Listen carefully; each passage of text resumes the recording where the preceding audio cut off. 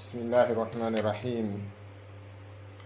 الحمد لله حمدا ليس منحصرا على أياديه ما يخفى وما ظهر، ثم الصلاة وتسليم المهيمن ما حب الصبا فأضر العارض المطر، على الذي شاد بنيان الهدى فسما وساد كل الورى فخرا ومفتخرا، نبينا أحمد الهادي وإطرته وصحبه كل من آوى ومن نصر.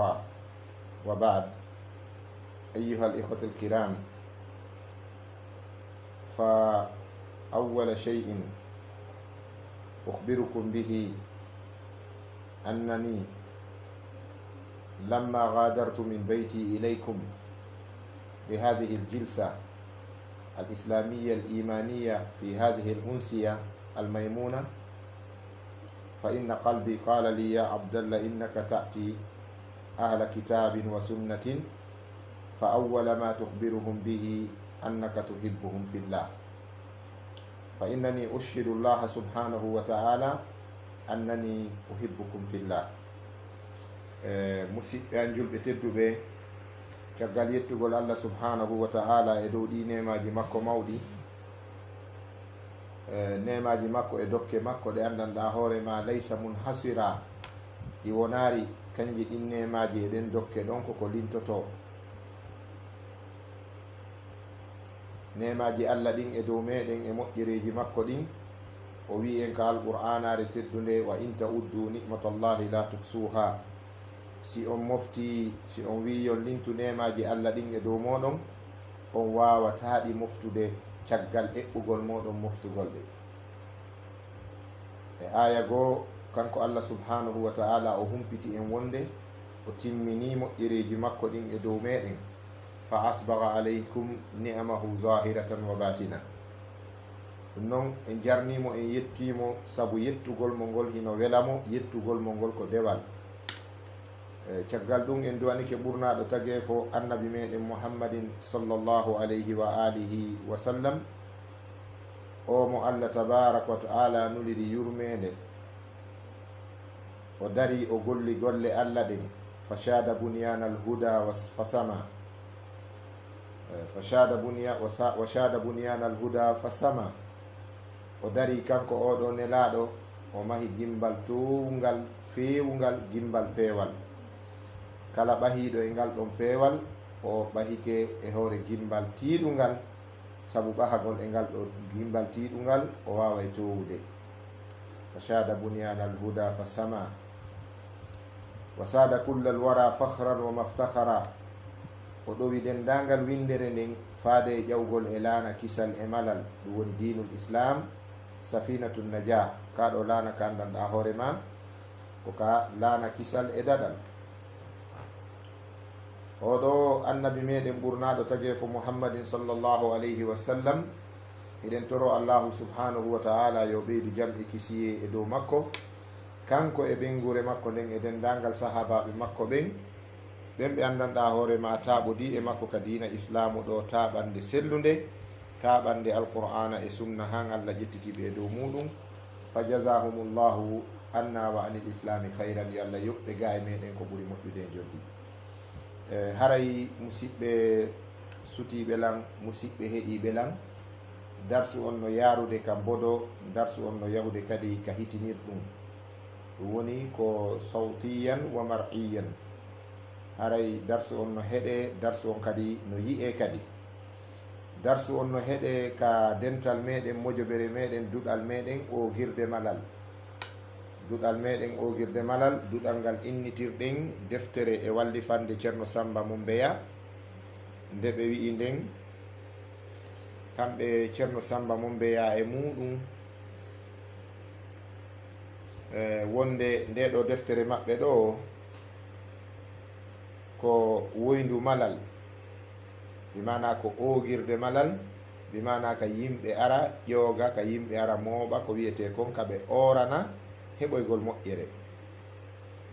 hiɓe maka ko taw welsindo ɓurnitoɗa yawora sabu majjere am ogirde malal, wata ɓurnito welsindoɗa yawora sabu majjere am ogirde malal. ceerno Samba Mumbeya en yiɗi yo ngal ɗo duɗal meɗen nde ɗo mojobere meɗen innitire wallifande maɓɓe nden woni batte sokeje maɓɓe ɗen. Haray darsu on finande nden ko nder ton woni, amma ka bangal mboɗo ko wiyete vidéo kon kaka suti ɗon ɗo ɗerol meɗen page wiyeteɗo on comprendre l'islam. Haray musidɓe juɗɓe tedduɓe en fininoke finande aranere ɗum ko mukaddima on. Deftere nde wonɗen finade nden kadi ko nde wiyete ko nazmu mukaddimati ibni abi zayd al-Qayrawani. Ibnu abi zayd al-Qayrawani ko ceerno meɗen winduɗo ar-risala on, wiyetede nden samruddani aw sumruddani no wi'irteno. ɗo geli noon ar-risala ibnu abi zayd al-Qayrawani, Qayrawani yankojo, ɗum woni leydi Tunisie, jibinaɗo leydi Tunisie ka wiyete Qayrawan ɗo. Karamokojo molanaɗo faqihan kana aliman sunniyan, ko gando molanaɗo wonno karamokojo kadi jeeyaɗo e karamokoɓe ahlus sunnati wal jamaa. Deftere makko nden, deftere maɓɓe nden wiyetende nden ar-risala, mana samruddani ko deftere mawnde. Deftere nde handanɗa hoorema fiqhu on ko wiyete kon sharia on ka laawol almami meɗen maliki, yo Allah ɓeydu yurmede e maɓɓe. Deftere nden hino luggi e on mazhab ɗon, deftere nden hino yaaji e ko wiyete kon sharia islam on. Nden deftere ɗon ceerno meɗen on ibnu abi zayd al-Qayrawani ko faandi wallifagol nde o waɗanno nde muqaddima. Muqaddima on ko jannata en ko ma ta'taqiduhu l-qulubu wa tantiqu bihi l-alsun min wajibi umuri diyanat. konko andanɗa hoorema ɓerɗe ɗen no hani fiɓude, ɗenɗe ɗen no hani wolude immorde e waɗɗiɗi fiyakuji diine yagal yankoji, diine yankal, diine yanko yagalji, bimana ma ta'taqiduhu l-qulubu konko ɓerɗe ɗen duwa fiɓude, wa tantiqu bihi l-alsunu ko ɗenɗe ɗen hani wolude, min wajibi immorde e waɗɗiɗi umuri diyanati fiyakuji diina yankoji ɗin.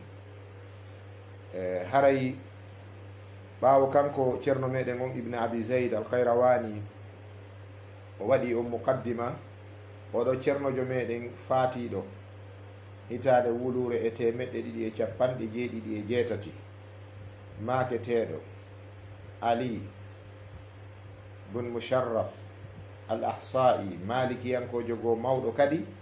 oɗo kadi seeni o ƴetti on muqaddima arisala on ɗon, bimana introduction prélude daɗɗande nden ka arisala. kanko kadi ko ceerno on abu ibne abi zayd al-Qayrawani ko wallifi ɗon kon. oɗo ceerno kadi ari yuɓɓi ɗum gimɗi, ɗum wonti deftere goo. ay ɗum ɗo ko nazmun min kitabin ilmun min al ulumi, gandal yaltugal e gande, bimana juɓɓudi gimɗi ko yalti e deftere ceerno meɗen ibnu abi zayd al-Qayrawani. ko ɗum wi nde ɗo deftere nde wonɗen jangude nazmu muqaddimati risalati ibni abi zayd al-Qayrawani, koko ceerno on ibnu abi zayd al-Qayrawani fuɗɗori deftere mum arisala nden e bange aqida, ko julɗo hani fiɓude, ko ɗengal julɗo hani wuufude, e bange fiyakuji diinaji ɗin ɗi fof e majji ko ɗi addi kon. sabu al-adiyanu samawiya, diineji asamayankoji ɗin fof ko addi kon ko hunde wotere. Allah tabaraka wa taala wi en wama arsalna min rasulin illa liyuta'a, min nulaari nulaɗo sina ko fiyo ɗofte. yen andu noon ko honɗum oɗo nelaɗo e ɓeyɗa nelaɓe noddi kon faade muɗum ko hunde wotere. Allah tabaraka wa taala wi walaqad ba'asna fi kulli ummatin rasulan an ibudu llaha wajtanibu taghut. min nuli e kala yimɓe nelaɓe ɓe hino yettina tawhidi on e maɓɓe fi yo Allah tun rewe yo kafidaɗi Allah ɗin, bewinayɗi sanamuji yeddinayɗi yimɓe ɓen Allah ɗin fi yo ɗi yedde. haray dendagal nelaɓen e annabaɓen ko wiyete wasifa maɓɓe on, mission maɓɓe on, fonction maɓɓe on ko hunde wotere, ko fi argol wara shirku on, tabintina tawhid on, moƴƴina jikkuji yimɓe ɓen, yuɓɓa tagu ngun faade e woɗɗitagol rewgol ko Allah tagi kon, arta e rewgol kanko Allah taguɗo on. haray ko ɗum ɗo woni mission dendagal nelaɓe ɓen ko famoto kon e nder oɗo aya. ɗum noon haray piiji no woodi ka diina ko julɓe hani fiɓude, o tawata ɗenɗe maɓɓe ɗen no hani wuufude. si on tigi andari ɗum o fiɓay liddu mum, si o andari ko hani wuufude konka ɗengal makko o wuufay goɗɗum ngo ko wona ɗum. sabu ɗon andi no woodi wiyamɓe Allah ɓiɗɗo, ɓe wi Allah ko ɗiɗo, no woodi wiɓe reweteɓe on ko tato, ɓeyna ɗum le Trinity, ɓeyna ɗum de Trinity, le Père, le Fils et le Saint-Esprit, ko ɗum wiyete aqidatu taflis. joni noon ceerno meɗen on en yiyay ɗo joni o maki annal ilaha ilahun wahidun samad fala ilaha siwa man lil anami bara. ceerno men on oɗo Ali bun Musharraf al Ahsa'i o makanayi en ɗo awa andude reweteɗon o fo e makko ko o goto tugorɗo, reweteɗo ala tana makko wonande windere nden, ko dandiniɗo e kafidede. haray ko sifa ɗimon ɗen jangude nde ɗo deftere inchallahu ta'ala. musidɓe julɓe tedduɓe, mi adda ƴiyeyel ko finoto ɗen kon ɓawo duwanagol annabi meɗen ɓurnaɗo tagi fo nulira yurmede muhammadin sallllahu alayhi wa sallam. o maki ka deftere ɗo baabu ma ta'taqiduhu l-qulubu wa tantiqu bihi l-alsun min wajibi umuri diyanati. ɗum ɗon ko unwan on noon, yani baabu on mawdu aw unwanul bab, wiyete kon titre matière, titre sujet on, mana ko duwaɗe jangude kon ko titre on ni ma ta'taqiduhu l-qulubu wa tantiqu bihi l-alsun min wajibi umuri diyanat. en heɓay ɗo hande baytuji 4 jangaɗi, ma ɗum waɗen baytuji 5. baytu 7 on e 8 on e 9 on e 10 on e 11 on. ɗo geli noon baytu goto haray ko jogui ko sadruji 2. ɗum woni si jangi ɗo hande baytuji 5 haray en jangi sadruji 10. ceerno on maki qala al muallif wa awwalul fardi imanul fuadi kaza nutqul lisani bima fi dhikri qad sutira. ɗo ko baytu 7 on ni baytu aran on e ngal ɗo damal. damal aranal ngal ka muqaddima ɗon ko baytuji 6. baytuji 6 o fuɗɗori alhamdulillahi hamdan laysa munhasira. hanka o maki ɗon wa ba'du fal ilmu lam yazfar bihi ahadun illa sama wa bi asbabil ula zafira la siyama aslu ilmi ddini inna bihi sa'adatul abdi wal manja idha hushira. ko ɗum ɗon woni baytu 6 on. ɗo baytu 7 on o maki wa awwalul fardi imanul fuadi kaza nutqul lisani bima fi dhikri qad sutira. o addi 7 on o maki annal ilaha ilahun wahidun samad fala ilaha siwa man lil anami bara. o addi bayti 9 on o maki rabbus samawati wal ardina laysa lana rabbun siwahu ta'ala man lana fatara.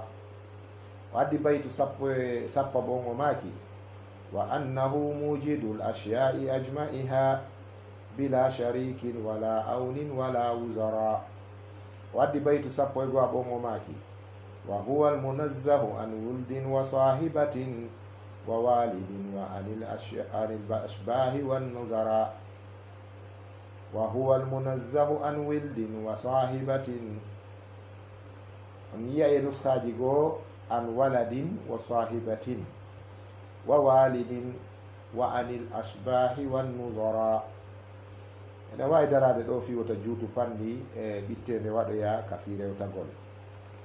o maki wa awwalul fardi imanul fuadi kaza nutqul lisani bima fi dhikri qad sutira annal ilaha ilahun wahidun samadun fala ilaha siwa man lil anami bara rabbus samawati wal ardina laysa lana rabbun siwahu ta'ala man lana fatara wa annahu mujidul ashyai ajma'iha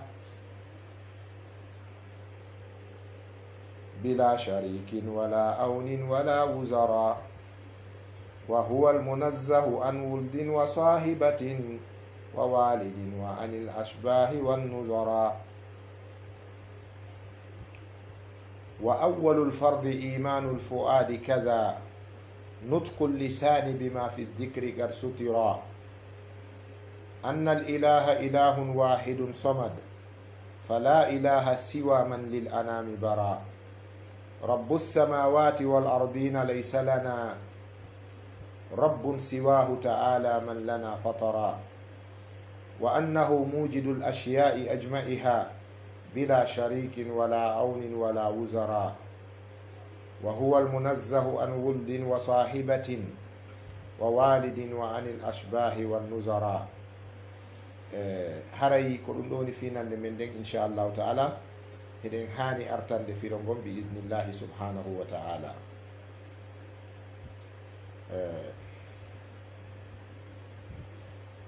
En andi ko ƴiyeɗen ni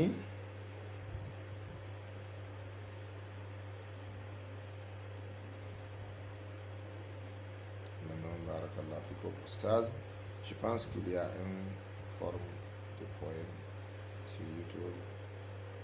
Ɓeɗo musidɓe meɗen ka ɗerol ga ka Facebook ko ɓewne gandintinde tamƴini ko so tawi gimɗi ɗin ɗo haray iɗi ka YouTube, si tawi en hendike gotol e majji kadi yima. Naam, enen ɓay en janggay woni wota en hooloro ko arabejo lewña ɗengal jo ɓowra dandejo on ƴetti yimi kon o waɗi ɗum fii ko ittore wula waɗiren ɗum ko jangiren karama ko ɓe no rentini en e ɗum. eɗo geli hay o qur'ana ka jangugol annabijo sallallahu alaihi wasallam ko ɓe maaki koye mo ɓe jangir hito mum gon zayyinul qur'ana bi aswatikum. docteur ayman eɓe jogui risala labaɗo mo ɓe waɗi fi ɗum wasiyagol yimɓe ɓen ɓe wi tawde ɓe tawi kala karamokojo ɓaari minal qur'a wawɗo jangude jangoɓe so feeñi fayda nden hitande ɗon ha wi'ede o wowama pandi yimɓe ɓen dullanimo haray fayda alamul islami on sukaɓe aduna on fou jangoɓe qur'ana ɓen atawi ko ritin makko ɓe jangita qur'an sina on mo Allah okki hitogo wela ñembinde. ɓe jonni misal wano cheikh arkani, ɓe jonni misal wano oɗo imam ashatiri, ɓe maki imamu shatiri hitande o feeñi fayda concours ji adnallan fo qur'ana si arama si sappo présentike a taway jowoɓe fof ko ñembinoɓe mo. ɓe maki awayo yimɓe ɓe rento e ɗum e ñentingol ngol mo ɓe yo jangir qur'ana on hito mum gon ko woni tun yo sellin ñawoje tajwid ɗen. ko ñawitirteɗa e jangugol qur'ana ko kon ko bonnuɗa ka tajwid, wona kon ko hito ma gon wela kon. Allah tabaraka wa taala waɗi piiji ɗin fof hino ɓurdi, oɗa no ɓuuri oɗa welde hito, oɗa no ɓuuri oɗa welde hito. ɗe gandi noon arabeɓe ɓen e indienɓe ɓen ɓe fotaka ko wiyete lewnigol hito. pour waɗi aray si ɗe jangude en tugori e ko ɓe yimi kon ɗin ko kantique ji anachide ji waɗaɗi fi hen ɗum fi wonɗo wano ka batirwal mum yo huɓɓin ɗum o woɗo heɗagol musique ko heɗo ko humodiri e dina kon maka galleji ɗum waɗe fayɓe ɓen nana ɗum ɓe yiɗa ɓay haray no lewñi no weeli wonde ɗon andi hay goɗɗi goo e anachide ji islam ɗin haray ɓe waɗani ɗi koyete bit rinna hoyno waɗa ton ɗum ɗon no wela pay koy koye rewɓe ɓen ittay fondoji maɓɓe ɗin e yiɗugol musique aji ɗin ɓe heɗo gimɗi ɗin ɗum hiɗen andi ɗum. kono ɗum na tugorte ɗum fi jangugol, haray tugoren bindi ɗin janga sellina mase ɗen wallina kalfe ɗen anda firo gon hunjo ko windi kon. si yamirore ari hen ko ɓe tindini en ko duwaɗen fiɓude fiɓen ko ɓe rentinen e muɗum woɗɗitoɗen haray min ko ɗum mi tori jama on. ceerno o maki babu ma ta'taqiduhu l-qulubu wa tantiqu bihi l-alsun min wajibi umuri diyanat wa awwalu l-fardi imanu l-fuadi kaza nutqu l-lisani bima fi l-dhikri qad sutira anna al-ilaha ilahun wahidun samadun fala ilaha siwa man lil-anami bara rabbu s-samawati wal-ardina laysa lana rabbun siwahu ta'ala man lana fatara wa annahu mujidu l-ashya'i ajma'iha bila sharikin wala aunin wala wuzara wa huwa al-munazzahu an wuldin wa sahibatin wa walidin wa anil ashbahi wan nuzara. ko ɗum ɗo woni ko muallifon ibnu Musharraf al-Ahsa'i al-Maliki fatiɗo hitande wulure 257 ko nin o yuɓɓiri gimɗi ɗin. D'accord, on jarama moƴƴa. Ceerno Oumar an kadi a jarama. Joni kom fala torade onon ɓe wondaɓe ka duɗal ga ka WhatsApp wattane haqqilde par ce que ɓe ka Facebook ga sutiɓe ɓen ka vidéo en direct Facebook on manifestation ji maɓɓe ɗin holli wonde ɓe famude. Ceerno Oumar ma kono si tawi mi hendike gimɗi ɗin ka YouTube mi jaabi ko mi jaabi kon o artiri bindol. D'accord, on jarama fota. Donc c'est bien saisir et comprendre. Fahima ay fuhima wa barakallahu fima fuhima. Yo Allah ɗo barke ko fama kon. Ceerno on maki wa awwalul fardi imanul fuadi kaza nutqul lisani bima fi dhikri qad sutira. ɗo ko baytu ni baytu jeɗɗaɓo on e deftere nden. wa awwalul fardi imanul fuadi kaza nutqul lisani bima fi dhikri qad sutira. o addi baytu jeetataɓo ngo maki anna al ilaha ilahun wahidun samadun fala ilaha siwa man lil anami bara. anna al ilaha ilahun wahidun samadun fala ilaha siwa man lil anami bara. o maki ka baytu jeenayaɓo rabbu samawati wal ardina laysa lana rabbun siwahu ta'ala man lana fatara. rabbu samawati wal ardina laysa lana rabbun siwahu ta'ala man lana fatara. o maki ka baytu sappaɓo wa annahu mujidul ashiya'i ajma'iha wa annahu mujidul ashiya'i ajma'iha bila sharikin wala aunin wala wuzara. wa annahu mujidul ashiya'i ajma'iha bila sharikin wala aunin wala wuzara. o maki ka baytu sappo e go'aɓo wa huwa almunazzahu an wuldin wa sahibatin wa walidin wa an al-ashbahi wan nuzara. wa huwa almunazzahu an wuldin wa sahibatin wa walidin wa an al-ashbahi wan nuzara.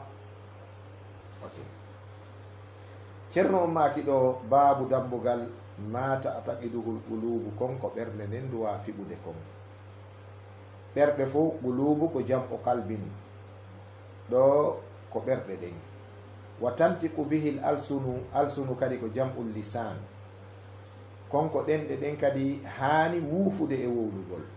min wajibi umuri diyanat immorde ɗin waɗɗiɗi fiyakuji diininorteɗi yankoji. o maki wa awwalul fardi arande ko farli arande ko waɗɗi alfardu ko ma in fa'altahu tusabu wa in taraktahu tu'aqab. ko ɗum wiyete hunde nden si a waɗinde ko a windanteɗo baraji, si a waɗari nde ko a letteteɗo.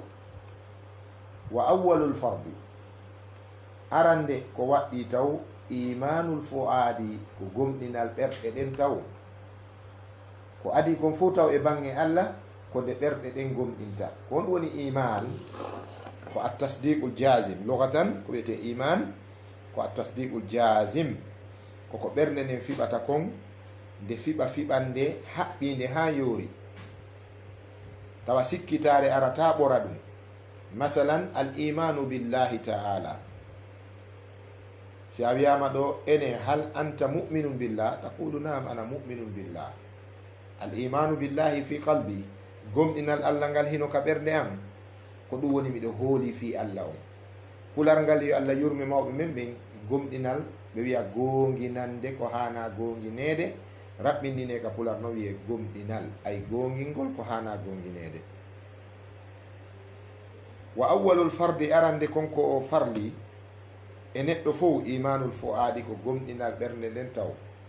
kaza wano noon kadi nutqul lisani wowlirgol ɗengal mungal bima fi dhikri konko ari ka alqur'anare qad sutira konko andanɗa hoore ma windama.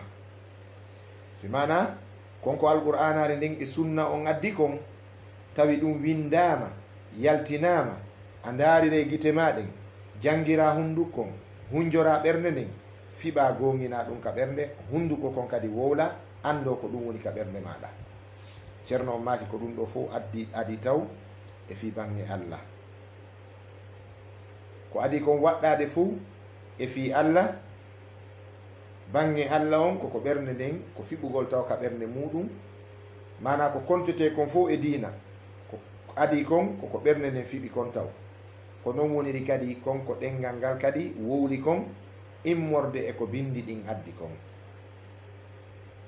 si neɗɗon fiɓi ko selli kon, o wowli ko selli kon, haray ɗo noon o weli ñaweɗe, o ñawirama sellirede dina. so fiɓi ko ñawi kon, o wowli ko ñawi kon, haray hande kadi o ñawitirte finde bonde. annasarankoɓe fiɓi ka ɓerɗe maɓɓe wonde Isa maayi, nam ɓe wowli ɗum ka ɗenɗe maɓɓe, ɓe wi il est mort. alqur'ana Allah tabaraka wa taala wi o ma yaari. isan konko ɓe fiɓi ɗon hande kadi woni mere. si a fiɓi ɗum ka ɓernde ma a wowlaniɓe ɗum ɗon, haray a golli ko wiyete keferaku, sabu kon ɗin konguɗi maɓɓe ɗon no waɗi ɓe heferɓe. ɗum ɗo woni wa awwalul fardi, arande ko farli fof taw imanul fuadi, ko gomɗinal ɓernde nden taw. kaza nutkul lisan, ko noon kadi woniri kadi ko ɗengal ngal wowlata kon. wowlirgol ɗengal ngal bima fi dhicri, konko woni ka nder bindi ka alqur'ana e ka sunna, sutira konko tawata kon no windi waali ka qur'ana e ka sunna. ka baytu jeetataɓo ceerno on maaki ko honɗum nde ɗo alqur'ana re oɗo sunna addani en.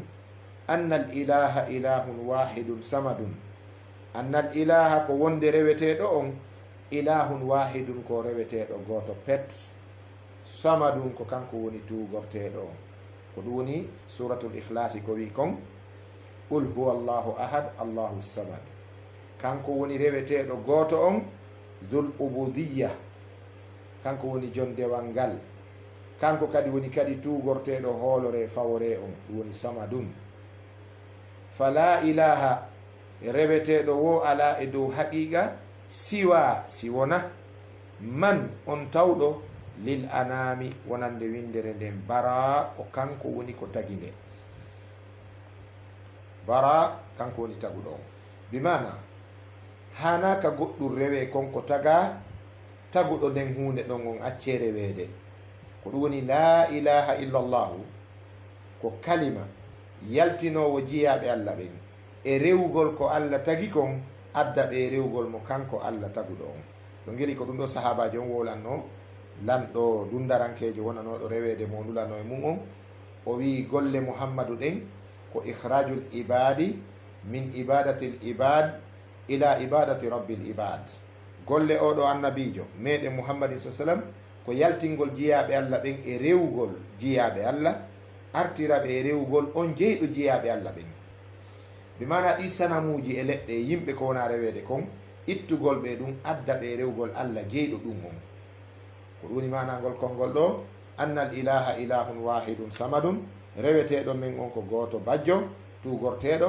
fala ilaha, reweteɗo ala e dow gonga, siwa sina man lil anami, on tawɗo wonande windere nden bara kanko tagi de. o wi on noon rabbu samawati wal ardina laysa lana rabbun siwahu ta'ala man lana fatara. rabbu samawati kanko woni jomiraɗo, bimana taguɗo ronditiɗo, taguɗo ronditi asama uji ɗin, wal ardina e leyɗe ɗin. laysa lana alana en de rabbun jomiraɗo jeyɗo en ha tawa en rewaymo, siwahu ko wona Allah ta'ala, kanko Allah o towi non, man lana on tawɗo wonande en, fatara ko kanko felmi tagi en. bara o tagi, fatara ko gotum, o fuɗɗi o tagi tawi o darari nokku goo. o wi fatiru samawati wal ard, kanko woni felmiɗo. ko honɗum woni felmagol, ko waɗugol hunde nden biduni misalin sabiqin, biduni misalin sabiqin, ko alda e misal ka copiya. wiyen portojo on o daaru jigawal ngal o moƴƴini avion, o daari dow kuwal ngal ka ndiyam o moƴƴini bateau, o daari kammu ngun o moƴƴini plafond suudu. Allah ko honto daari moƴƴini ndu sondu, ko honto Allah daari moƴƴini annode ngal dow kuwal ko honto Allah ndaari moƴƴini kammu mum hay nokku o ndaara ko ɗum woni fatir ko felmiɗo rabbu samawati wal ardina kanko woni taguɗo asamawji ɗin e leyɗe ɗen qur'ana kañum ko wiyata ko khalaqa samawati wal arda o tagi asamawji ɗin e leydi ndin kono ko leydi wotiri Allah janti ɗon kono ko leyɗele jeeɗiɗi o faadi seede mum o wi alladi khalaqa sab'a samawatin wa min al ardi mithlahunna Allah woni taguɗo asamawji ɗin jeeɗiɗi e ka leyɗe kadi e ka leydi kadi yeru ɗum kadi mislu on ɗon ko mislun fil adadi amma ka wus'a ma ko wiyete ko masafa ɗum kanko Allah andi ɓay goɗɗo mesirari ɗum tawi yiti en kono kam mislu on ɗon fil adadi ɗum hiɗen jogani ɗum ƴiyal o tagi kammuɗi ɗin jeeɗɗi o tagi leydi ndin kadi yeru ko waɗi kammuɗi ɗin kon o maki ɗo kadi wa annahu mujidul ashiya'i ajma'iha kanko woni wodinɗo piiji ɗin ɗi fof e majji wa annahu kanko Allah mujidul ashiya'i kanko wodini piiji ɗin fof hatta corona kum virusum fanɗu kum virus wiyete kum corona virusum la yura bi mujarradil ayni ja'ala dunya kullaha hayrana virusum to so kunni ko yirota ko yitere ko ngari ko wemini ko fetini tagi falla ngo fo julɓe e kefero kum hanɗini kum ko Allah tagi kum kon ɗum wiɗa no fi farnitere nden kon ɗum wiɗa fi ndiyan ɗan kon ɗum wiɗa fi kammu mum kon ɗum wiɗa fi enen yimɓe ɓen yeddoɓe Allah e ɗoftiɓe fof ko Allah tagi ko ɗum woni wa annahu mujidul ashiya'i kanko woni fuɗɗuɗo woodini piiji ɗin ajma'i haaɗi fof e majji bila sharikin ko alda e kafidaɗo wala awnin wona ballal wallowo wala wusara wona wallitotoɗo yani o tagu o kafidaka e tagugol ngol o woodingol wona kadi ballal o landi kadi yo goɗɗo wallumo wona kadi wallidirteɗo kadi o tori kadi yo heɓo kanko Allah o waɗu kanko tun wa huwa almunazzahu o maaki kanko woni laaɓuɗo on an wuldin kanko Allah ko laaɓuɗo hanaɗo laɓɓinede an wuldin ga e jibingol o ala ɓiɗɗo lam yalid wa lam yulad o jibinari o jibinaka ko laaɓuɗo ga e jibingol ɗo ceerno on fenkike kundule annasarankoɓe ɓen wi'ugol wonde Isa ko ɓiɗɗo Allah o jibinaari kanko Allah o laaɓi ga e jibingol wa sahibatin e ga e jombugol ko ete ɓeynugol ɓengingol dumana wondugol e debbo jombugol wa walidin ko laaɓuɗo ga e jibinɓe kadi wala kadi yani o jibinaari o jibinaka wa anil ashbahi ko laaɓuɗo kadi ga e nandinede bimana ko yerodiri kanko Allah wala ko yerodiri o ala ko nandi wan nuzara kanko Allah tabaraka wa taala ko laaɓuɗo kadi e ko wiyete kon hato jingol e wallitede ma nandintine e nandintinede ko wiyete yerodirgol nandugol e yerodirgol kanko Allah ko laaɓuɗo ga e ɗum ko ɗum ɗo ni finande nden musidɓe julɓe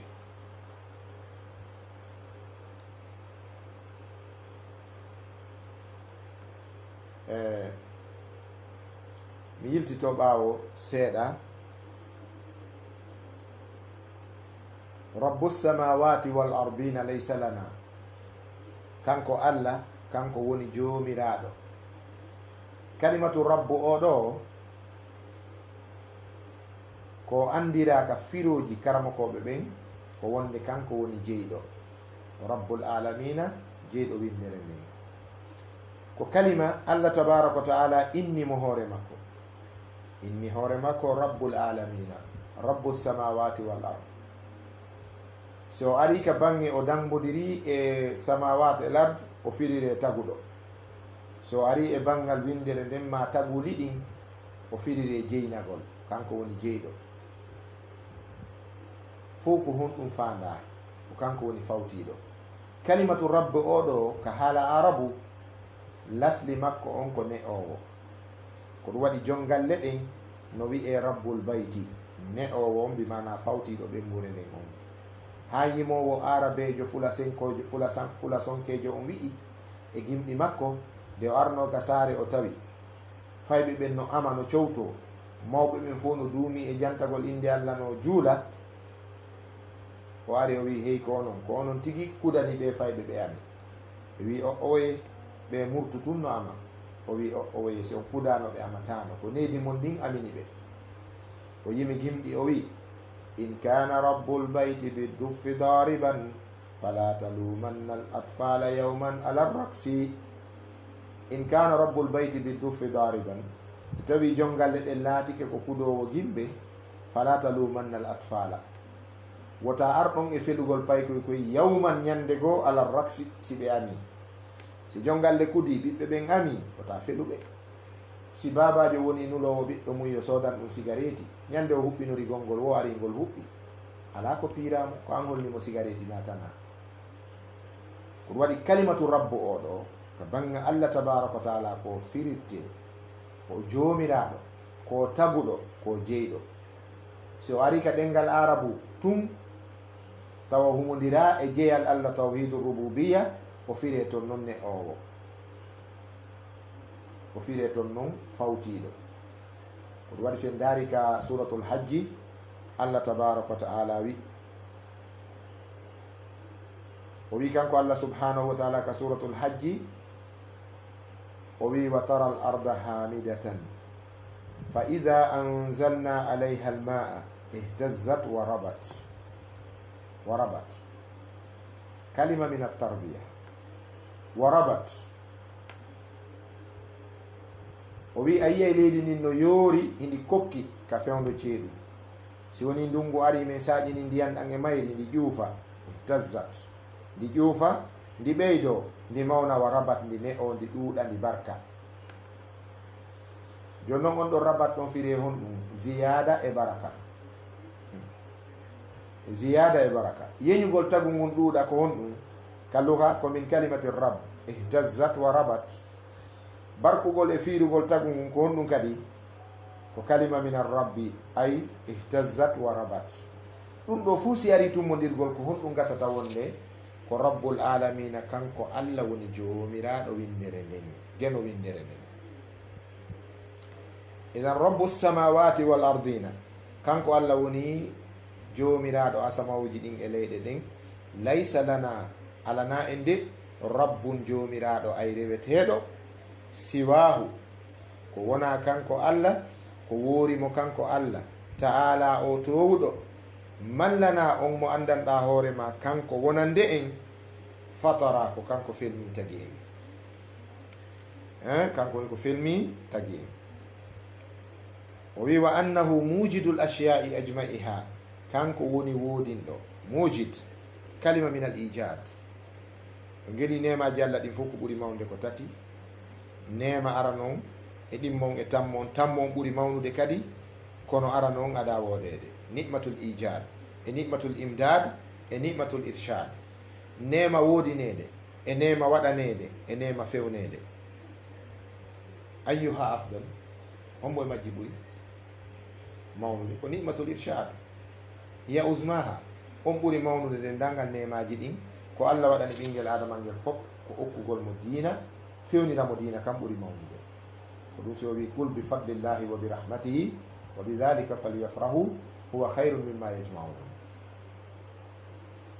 jelike tayib o wi rabbu samawati wal ardina laysa lana rabbun siwahu ta'ala man lana fatara wa annahu mujidul ashiya'i ajma'iha kanko allah woni wodinɗo piiji ɗin ɗi fof e majji ajma'iha ɗi fof e majji bila sharik ko allah e kafidaɗo wala awnin wona kadi ballal wallowo wilki awn o haajaka e ballal o haajaka e ballal kanko allah tabaraka wa taala wala wuzara wona kadi wallitotoɓe kalimatu wuzara ko jam'u wasir ko ɗum annabi Musa noddunode ɓay kanko na o allah ɓay Musa na allah nde allah nulunomo faade firawna ko ɗum o wino o wi waj'al li waziran min ahli haruna akhi o wi ij'al li allah waɗanan wallahi jallo jom barki islam no foti la hawla wala quwwata illa billah en jetti allah okkuɗo en l'islam en torike mo wurnugol en e dow islamu ha o jettita en e dow l'islam annabi Musa ɓay Allah nuni moye firawna himo andi ko mission jano wino Allah addu ballo waj'al li waziran min ahli haruna akhi waɗanan ballo ka ɓengure an hara kadi ko haruna koto an talaba min allahi mada an yaj'ala lahu waziran yasta'inu bihi ala tablighi risalatillah himo ɗaɓɓude ballo ko wallitomo ko wallitora e dow yettingol nulal Allah ngal haaju Allah e ɗum kañum kanko so falama wadde la yahtaju ila awnin wala wasirin haaju makko kanko Allah ala e ballal haaju makko ala e wallitotoɗo ko ɗum woni wa annahu mujidul ashiya'i ajma'iha bila sharikin wala awnin wala wuzara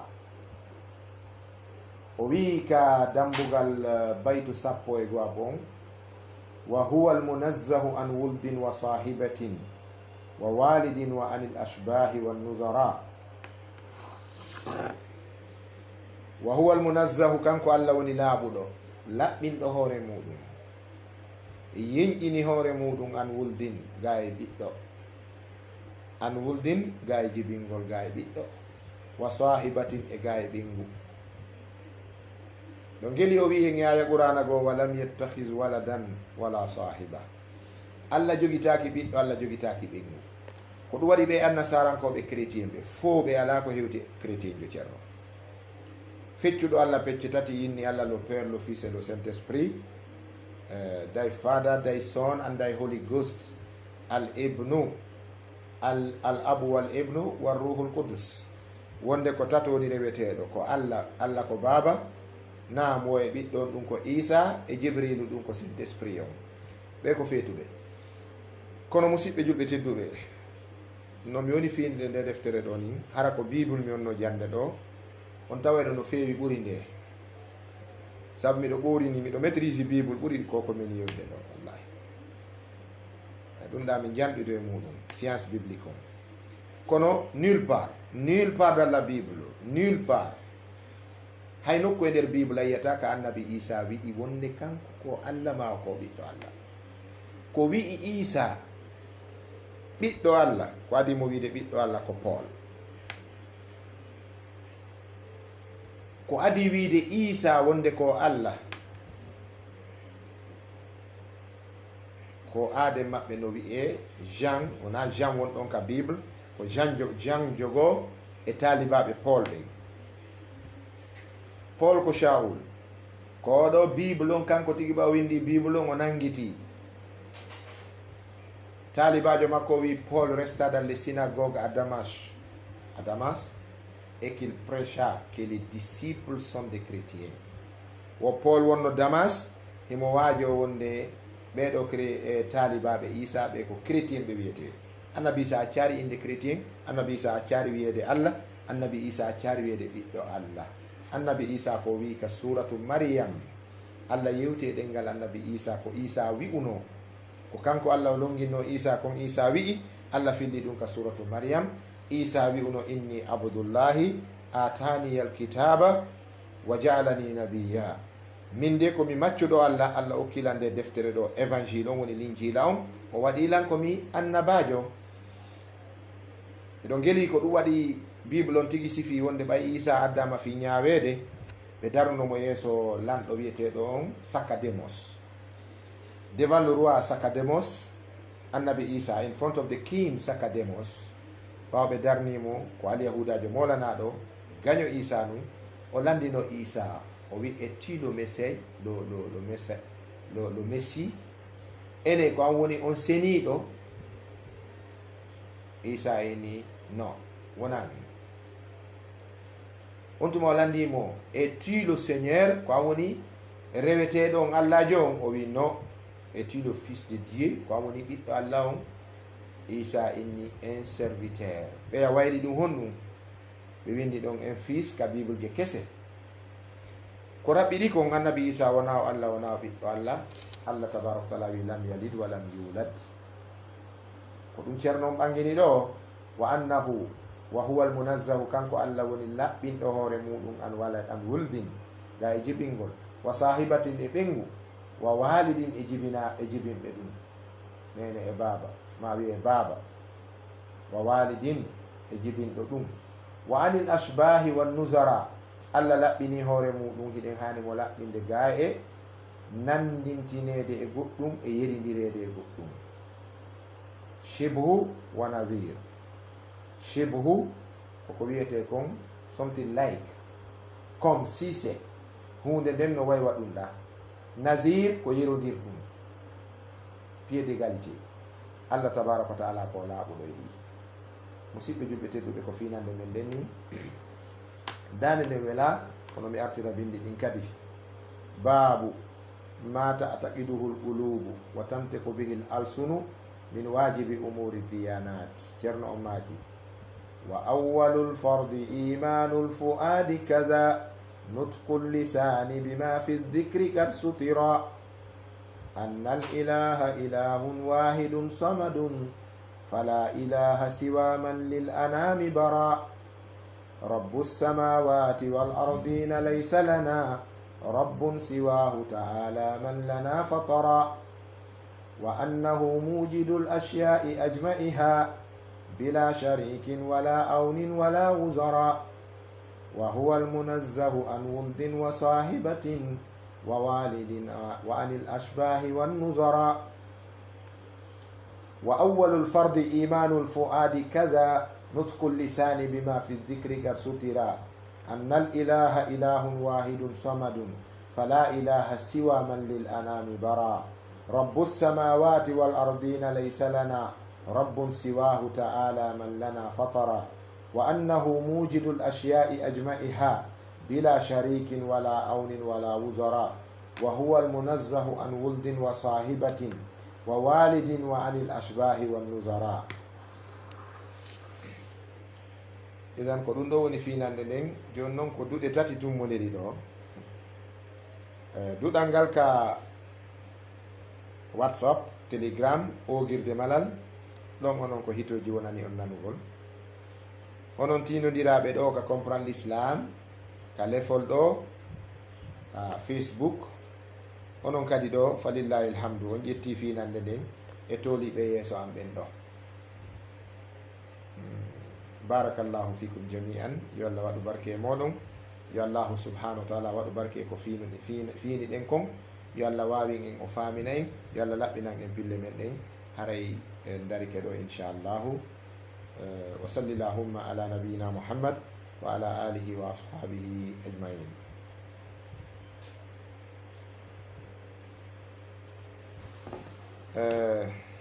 Musidɓe julɓe tedduɓe, ɓawde ƴettuɗe nde ɗo finande sutiɗo Mariam Bari, Mariam Diallo, Al-Husseini Diallo, Hadja Tendres Diallo, Diallo Amadou Korka, Anata Monene Diallo Jombarki, masha Allah, Mouhammadou Diallo, Djibrilu Diallo, Oumar Diallo, ndeɗo noon jaari no ɗuuti ɗe way ko yette Diallojo mi diwi.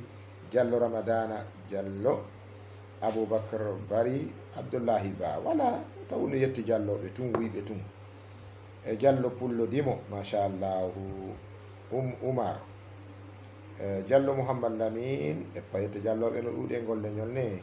Mariam Diallo from Australia, salam brother, how are you doing? I'm fine, may Allah bless you and the children. Fode Bari, machallah. Diallo Mukhtar Kindia, makako kanja. Tayyib Al-Hassan Ba, Kalla vous récompense. Diallo Mukhtar, ok. Jakite ou Jakite. Tayyib Yahya So, Ibrahima Ba, l'homme fidèle, Sella Finde, Jaka Jabi, Sali, mi anda non o Jabi joɗo si tawi ko jakankejo, hara min anda kisan paɗe amen ɗen no ka yaasi ɗo nani, so tawi ko jakankejo. Tayyib Saliou Bantanhi Diallo, o Tayyib Teli Bari, Adama Cissé So, Alhaji Oumar Bachir Diallo. On fof e moɗon ɗo miɗo salmina ɓengoreji moɗon. Miɗo yiɗi on fi Allah, miɗo yiɗiri on fi Allah, miɗo yiɗiri on fi Allah tabaraka wa ta'ala. Yo Allah ɓoynuɗen ha ɓooya juuta, ta Allah bonnu jikke ɗen hakkudeji meɗen. Wassalamu aleykum wa rahmatullah.